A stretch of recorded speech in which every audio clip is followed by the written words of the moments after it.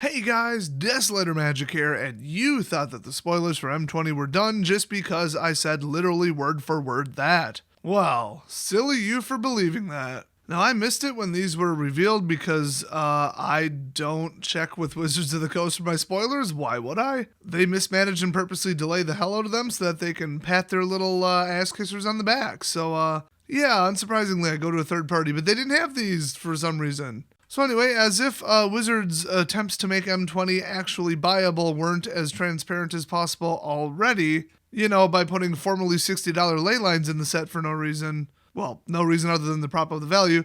They're going with sort of full art tokens. I guess that's what they're calling them. So check it out. First, we've got a Johnny's Pride Maid. And I guess it technically is full art, but you can barely see the edge above that weird title. I mean, overall, I like the look of it, but it doesn't strike me as a full art.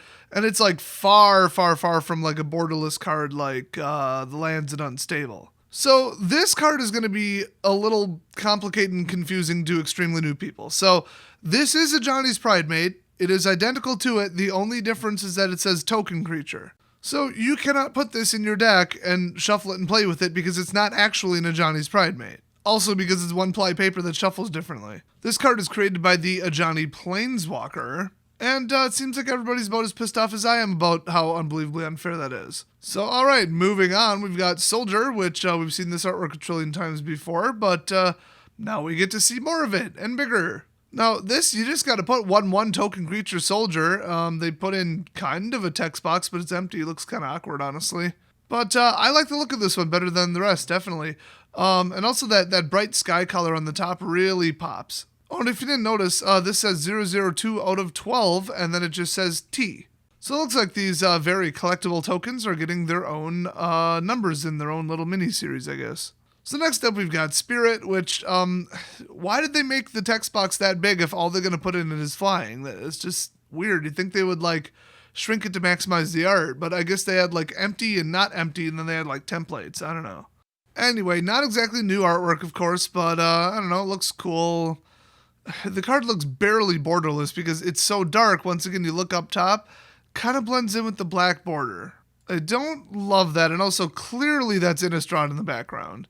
But next up, I mean, boy, this is just night and day. It's Elemental Bird. I think this is new artwork. I know I've personally never seen it before. And it's a 4/4 flying Elemental Bird. They made the text box, semi-transparent, and then the dark and light kind of high contrast art, you can see it through the box, which is really cool. And, the art really pops on the top next to the black background. And you might have noticed that they made the title kind of like a dark blue into black gradient fade, which looks way better than just, the boring white on the rest of the cards. But I guess, if they put white on it, it's so white in the background, it might not have worked. But honestly, I see the logic, but it's just inconsistent and kind of weird. So next up, we got a demon, which has mostly darker wings on top, but also they went with a darker title. I don't know what's going on. It's not even just transparent because you can't see that yellow strip between the wings at all. And yet you can see them on the edges, so it's like a gradient into an alpha channel fade, which is a variable transparency. And, it looks cool on this card. It's just, why is this so different than the other cards? And then, once again, for some reason, the word flying requires that much room. Next up, we've got a zombie with little to no text box, I guess. I think they completely eliminated on this one. This is just the pinnacle of inconsistency. And then we've got ultra dark artwork with a dark title. So like I said, zero consistency, but it looks really cool. Why is this Innistrad in the artwork when that's not where we are? I don't know. Everything's a free-for-all in M20, and any excuse they can have to not pay somebody to draw more artwork, they will do it. Now, one fun and interesting thing to note is in the background, clear as day, top left, that's Emrakul. So I thought, did they actually sneak that in before we knew that Emrakul was in Eldritch Moon? No. This token was first used in Eldritch Moon. And then it was printed in Ultimate Masters and just a handful of other things until now. But that was the earliest it was used. I guess I just never noticed. Next up, we're back to an amazing looking art. It's an Elemental 1/1. I mean, that fires everywhere. The title matches perfectly, perfect contrast, good, border, edging, everything. I mean, this just looks absolutely amazing. And moving on, I mean, we've got a wolf. I think it's a little dark, a little poorly color balanced, but other than that, looks good. Background looks good. Framing looks good. The color beyond the title looks good. The title being like a green gradient fade looks amazing.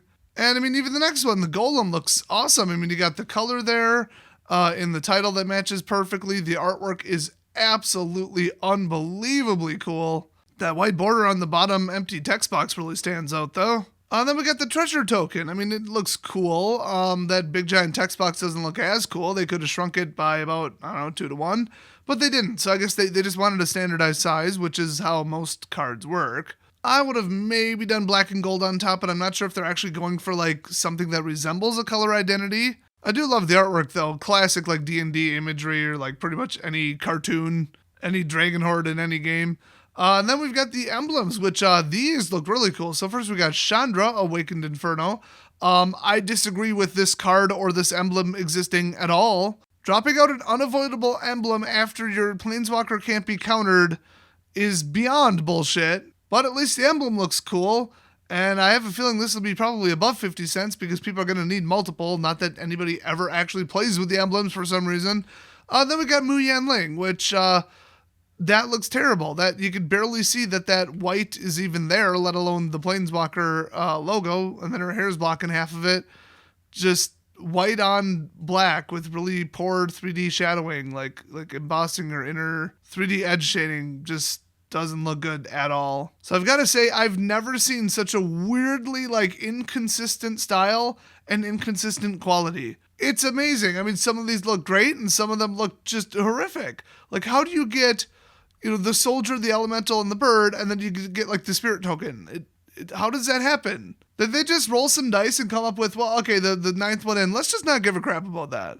It's weird. I mean, I do see a pattern between them, like how they size things and how they colored things, but doesn't mean it's aesthetically pleasing, because it's not. That said, I totally want one of each of these, and I'm totally going to buy them. So, I don't know. What do you guys think? Will this, do you think maybe make people actually play with the tokens? Is that a problem at the stores you've played at? All 3 stores I've ever played at, for a long time, I should say. I've been to way more than that. Nobody uses tokens.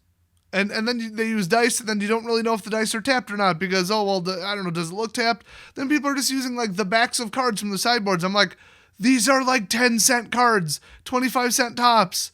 Just buy the tokens. If you opened a box, you probably have them. You don't even need to sleeve them. You don't have to care how they look because they're dirt cheap. I sleeve them in a different color just to, keep them fresh. And then I don't shuffle them into my library, but apparently I'm the only one who ever uses tokens for emblems or actual tokens.